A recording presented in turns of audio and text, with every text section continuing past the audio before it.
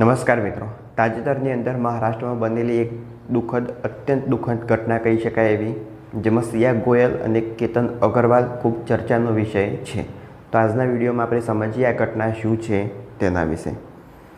કોણ છે આ કેતન અગ્રવાલ? પહેલાં એના વિશે આપણે માહિતી મેળવીએ. તો કેતન અગ્રવાલ એક યુવાન રિયલ એસ્ટેટ વ્યવસાયી હતા. તેઓ પોતાના પરિવાર સાથે સારો વ્યવસાય સંભાળતા હતા. થોડા સમય પહેલાં જ તેમની સગાઈ સિયા ગોયલ સાથે થઈ હતી. પરિવારના લોકોનું માનવું હતું કે બંને ટૂંક જ સમયમાં લગ્ન કરશે.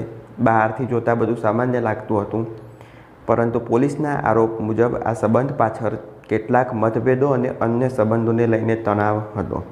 આ કેસ અત્યારે એટલા માટે તપાસમાં છે કે સિયા ગોયલ, કે જેમની સગાઈ કેતન અગ્રવાલ સાથે થઈ હતી, એમને એને ખીણમાં ધકેલી દીધો, જેનાથી કેતન અગ્રવાલનું ત્યાં આગળ મોત થયેલું હતું.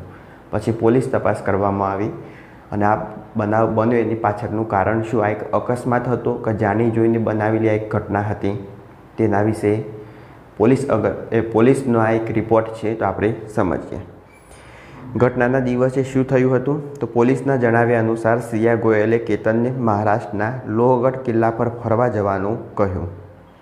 આ સ્થળ ઊંચી ટેકરીઓ અને ઊંડી ખીણો માટે જાણીતું છે. બંને ત્યાં આગળ પહોંચ્યા. થોડા સમય પછી અચાનક સમાચાર આવ્યા કે કેતન ઊંડી ખીણમાં પડી ગયેલા છે. સિયા ગોયલ અને ચેતન ચૌધરી દ્વારા એક ઘટનાનું આયોજન કરવામાં આવેલું હતું કે જેમાં કેતન અગ્રવાલને ખીણમાંથી નીચે ધકેલવામાં આવેલો હતો. પણ એક વાત એ આગળ ખાસ ધ્યાન રાખવી કે અત્યાર સુધી પોલીસ તપાસ ચાલે છે. કોર્ટ દ્વારા આનો કોઈ નિશ્ચિત ફેસલો આપવામાં આવેલો નથી. તો આપણે કોઈ પણ તારણ પર પહોંચી શકીશું નહીં. માત્ર આ ઘટના શું છે ને એ સમજીએ. શરૂઆતમાં બધાને એવું લાગ્યું કે આ એક દુર્ભાગ્યપૂર્ણ અકસ્માત છે. રેસ્ક્યુ ટીમ અને પોલીસ ઘટના સ્થળે પહોંચી. કેતનને બહાર કાઢવામાં આવ્યો, પરંતુ એનું મૃત્યુ થઈ ગયેલું હતું. લગભગ 400 ફૂટ જેટલી ઊંડી ખીણ હતી, એની અંદર આને ધકેલી દેવામાં આવેલો હતો. શરૂઆતમાં કેસ અકસ્માત તરીકે જ જોવામાં આવતો હતો, પરંતુ તપાસ આગળ વધતા પોલીસને કેટલીક એવી બાબતો જણાઈ જેના કારણે આખો કેસ નવી દિશામાં ગયો. હવે પોલીસને આના પર એવી શું શંકા જઈ કે જેના કારણે ઘણા બધા અત્યારે રીલ્સ જે આપણે મોબાઈલની અંદર જોઈએ છે કે વાયરલ થઈ. આ ઘટના બનવા પાછળનું કારણ શું? અકસ્માત કે પછી હત્યાનો પ્રયાસ? તો તપાસ દરમિયાન પોલીસે mobile phone, call details, location અને અન્ય પુરાવા તપાસે. તો એમાં એવું જાણવા મળ્યું કે પોલીસના જણાવ્યા અનુસાર કેટલીક વાતો એકબીજા સાથે મેળ ખાતી નહોતી. સિયાના નિવેદનો અને અન્ય ઉપલબ્ધ માહિતી વચ્ચે તફાવત જોવા મળ્યો. અને આ ઉપરાંત પોલીસે એવા પણ આરોપ મૂક્યો કે આ ઘટના અન્ય એક વ્યક્તિની પણ સંડોવણી હોઈ શકે છે. જે વ્યક્તિ ચેતન ચૌધરી એનું નામ હતું.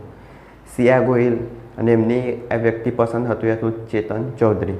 અને સિયા ગોયલની જે સગાઈ હતી એ કેતન અગ્રવાલ સાથે થયેલી હતી. આ શંકાના આધારે પોલીસે વધુ તપાસ શરૂ કરી અને ત્યારબાદ જે ખુલાસા થયા તેને સમગ્ર કેસને અકસ્માતમાંથી સંભવિત હત્યાના કેસમાં ફેરવી દીધેલો છે. શરૂઆતમાં આ કેસને અકસ્માત માનવામાં આવતો હતો, પરંતુ જ્યારે પોલીસે દરેક પુરાવાની ઝીણવટથી તપાસ શરૂ કરી ત્યારે એક પછી એક એવા તથ્યો સામે આવ્યા કે તપાસની દિશા બદલાઈ ગઈ. સૌથી પહેલાં પોલીસે ઘટના સ્થળની તપાસ કરી. લોહગઢનો કિલ્લો કે જ્યાં આગળથી આ વ્યક્તિને નીચે ખીણમાં ફેંકી દેવામાં આવેલો હતો. તો લોહગઢના કિલ્લાની જે જગ્યાએથી કેતન નીચે પડ્યા હતા તે સ્થળની આસપાસ પુરાવા એકત્રિત કરવામાં આવ્યા. હવે પોલીસ દ્વારા એક પુતળો બનાવી અને એ જ જગ્યા ઉપરથી એક વ્યક્તિ એ પુતળાને નીચે ફેંકવામાં આવશે. એટલે કે એક બોડી બનાવીને નીચે ફેંકવામાં આવશે અને કઈ રીતના આ ઘટના બની એનો અભ્યાસ કરવામાં આવશે. ત્યારબાદ પોલીસે કેતન અને સિયાના મોબાઈલ ફોન કોલ્સ, લોકેશન અને બંને છેલ્લા કેટલા દિવસોમાં કોના સંપર્કમાં હતા તેની માહિતી મેળવી. અને પછી પોલીસ દ્વારા કેટલીક શંકાસ્પદ માહિતી મળી અને એના દ્વારા સાબિત થયું કે આ કોઈ આકસ્મિક ઘટના ન હતી, પણ એક કાવતરું હતું. શું આ પહેલેથી બનાવેલું કાવતરું હતું? તો તપાસમાં એવો દાવો કરવામાં આવ્યો કે કેતનને લોહગઢના કિલ્લા પર ફરવા માટે ખાસ બોલાવવામાં આવેલો હતો કે જેથી આને પરિણામ આપી શકાય. આની પહેલાં પણ લોહગઢના કિલ્લામાંથી ખીણમાં ફેંકવાનો પ્રયત્ન કરવામાં આવેલો હતો, પણ એ સમયે એવું કહેવાય છે કે આ જે કેતન અગ્રવાલ છે એક ઝાડ પકડી અને બચી ગયેલો હતો. પણ ફરીવાર એ જ ઘટના દોહરાઈ અને જેમાં એમનું મૃત્યુ થયું. તપાસ દરમિયાન પોલીસે આરોપ મૂક્યો કે સિયા સિવાય અન્ય વ્યક્તિની પણ આમાં સંડોવણી હોઈ શકે છે અને પછી અલગ અલગ જગ્યાએ પૂછપરછ શરૂ કરવામાં આવી. પોલીસને કેટલાક પુરાવા મળ્યા, જેમાં મોબાઈલ ફોનની કોલ ડિટેલ્સ, લોકેશન ડેટા, બંનેના હિલચાલ સંબંધી માહિતી, પૂછપરછ દરમિયાન આપવામાં આવેલા નિવેદનો, ઘટના સ્થળથી મળેલા અન્ય પુરાવાઓ. એના પછી પોલીસ દ્વારા સિયાની કેમ ધરપકડ કરવામાં આવી? તો તપાસ દરમિયાન પોલીસે સિયાની પૂછપરછ કરી.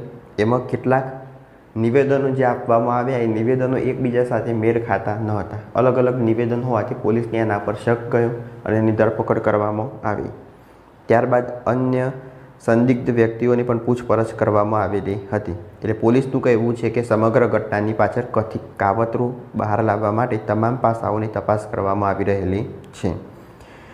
સોશિયલ મીડિયા પર પણ અત્યારે ખૂબ જ આ વિડીયો વાયરલ થયેલા છે. તેમાં તમે એમની સગાઈના વિડીયો હોય તો એ જોઈ શકો છો.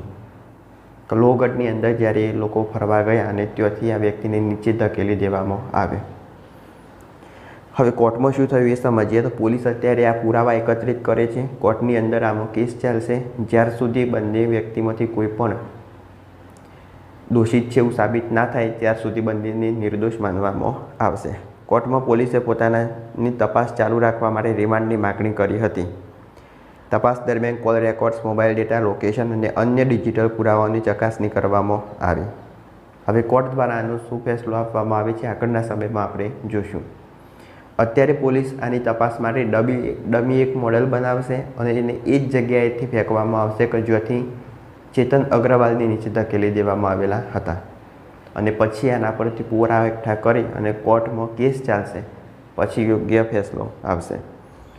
હવે આ કેસમાં કઈ કાનૂની કલમો લાગી શકે એ સમજીએ. તો જો તપાસમાં હત્યાનું કાવતરું અને હત્યા સાબિત થાય તો ભારતીય ન્યાય સંહિતા હેઠળ હત્યા અંગે ગુનાહિત ષડયંત્ર સંબંધિત જોગવાઈ લાગુ પડી શકે છે.